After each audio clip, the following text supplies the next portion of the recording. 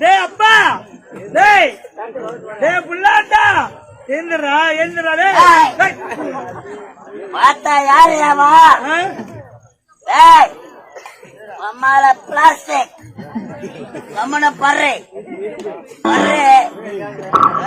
எங்க அம்மா சைக்கிள் விட்டு ஓட்டம் கம்மன பட பெரிய பையன் போயிட்டுக்கிற பட அப்புறமா பாக்கலாம்.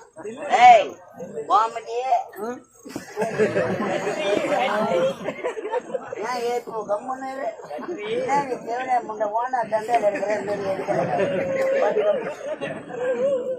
நல்ல வேலைக்காரன் அவன்.